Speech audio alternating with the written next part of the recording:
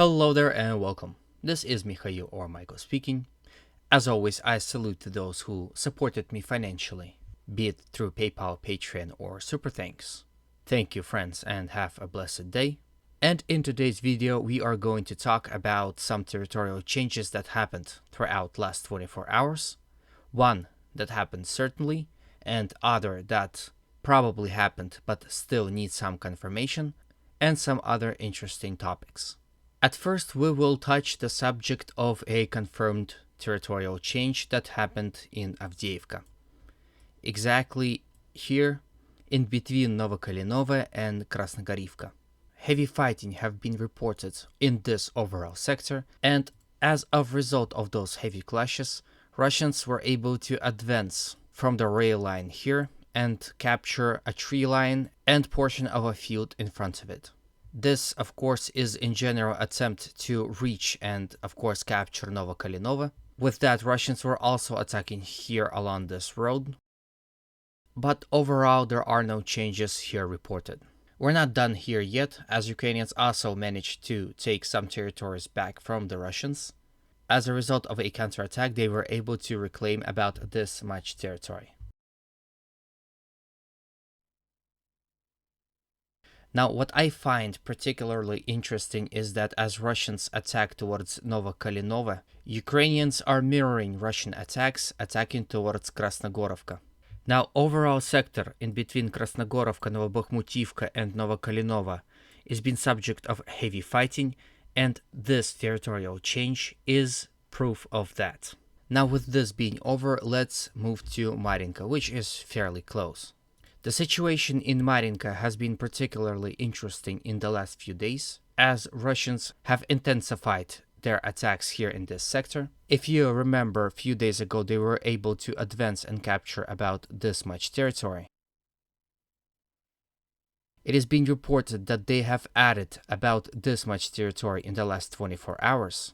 With some reports suggest that Russians are advancing further, pushing Ukrainians further back to the outskirts of Marinka. I also have an interesting video for you somewhere within this sector, Marinka sector. Unfortunately, it is unclear where it takes place, but this video is of a Russian tank sustaining multiple hits and still being able to drive.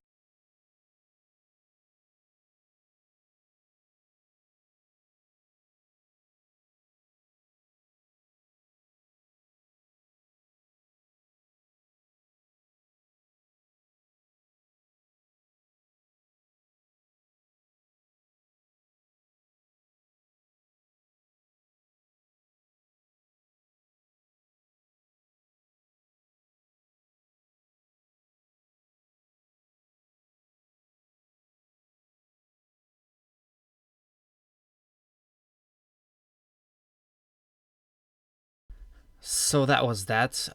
Judging by the terrain, I would assume it is not within Marinka itself, but somewhere in the outskirts of this settlement.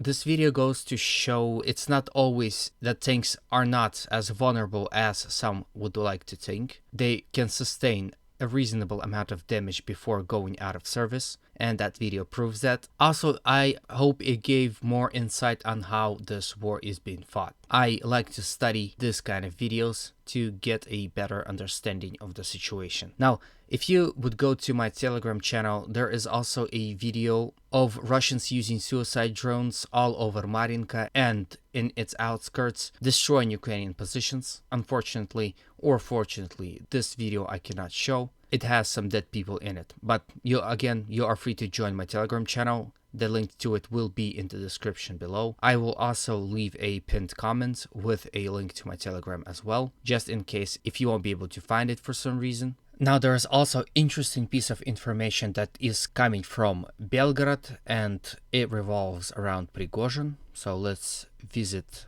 Sherbikino.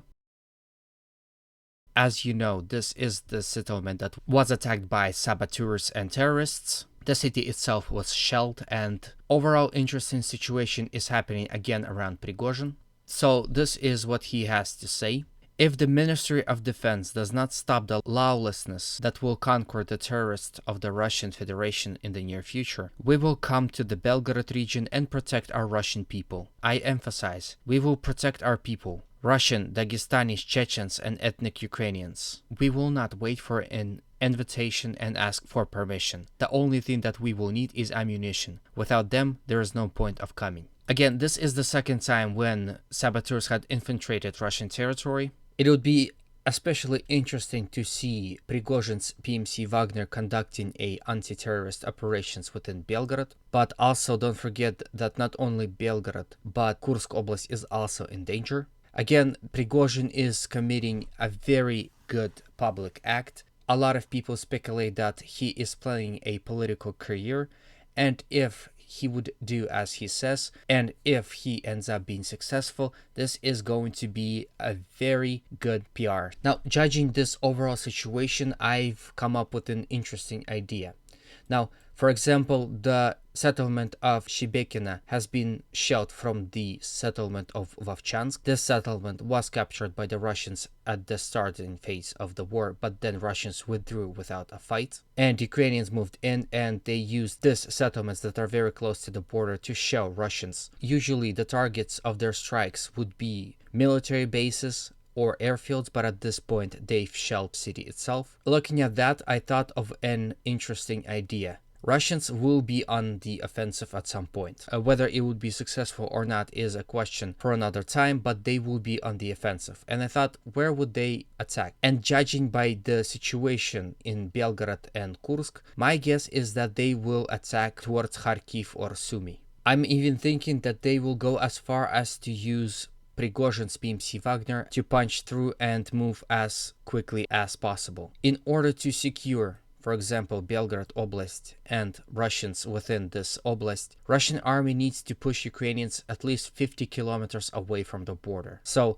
a full-scale offensive should be taking place here near Kharkiv or Sumy as well. So I predict that next Russian massive offensive will happen from Belgorod and Kursk towards Sumy and Kharkiv, or one of those two. And I also think that Prigozhin and Wagner will be used there as well. Anyway, this is the end of the video. I wish to know what you think about the situation around Prigozhin, the situation around Belgorod. I'm also interested to know your position on the possible Russian offensive and if what I said makes sense. In any case, the comment section is exactly for that. On this note, I end today's video. I hope it was to your liking. If that was the case, please consider supporting it with a like, comment, and a subscription.